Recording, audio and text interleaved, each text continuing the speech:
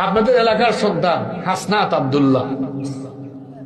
আমি কোনো মাহফিলে কোনো ক্যান্ডিডেটের পক্ষে কথা বলি না, কিন্তু এই ছেলেটার জন্য না বলে পারলাম না। আপনাদের রত্ন, গৌরব, সুজা বলে চলে গেলাম, এই ধরনের ছেলেরা পার্লামেন্টে থাকা দরকার। কোনো দাগ নাই, আছে।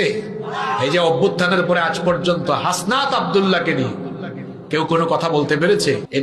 যেহেতু হাসনাত আব্দুল্লাহ ওনাদের এলাকার ছেলের জন্য, দেবিদ্দারের না, দেবিদ্দারের ছেলে, একটা বাজে রেকর্ড নাই, লুটপাট দুর্নীতি আজে বাজে আছে, সব আলেমরা পছন্দ করেন। এই ধরনের প্রতিবাদী ছেলেরা পার্লামেন্টে থাকা দরকার।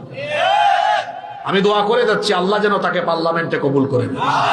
সুজা সাপটা দোয়া। আমি এখনো পর্যন্ত কোন ক্যান্ডিডেটের পক্ষেও বলি না সে বিএনপি হোক, জামাতের হোক, কারণ ভোট মানুষ দিবে, যে যারে মন চায় তারই দিবে।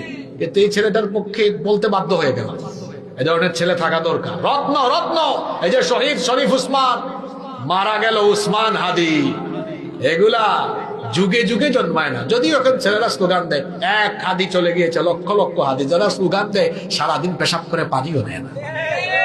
হাদি হওয়া এত সহজ? পরিবারটা দেখছেন, গোটাটা পরিবার একটা দিনী পরিবার। নিজে মাদ্রাসার ছাত্র ছিল, আলিম পর্যন্ত ওই ঝালকাঠি এনএস কামিল মাদ্রাসায় পড়েছে। ফজরের নামাজ গিয়ে জামাতে পড়তো। হাদি হতে চাও তো 5 ওয়াক্তের নামাজই হয়ে যাও, এত সহজ না হাদি হওয়া।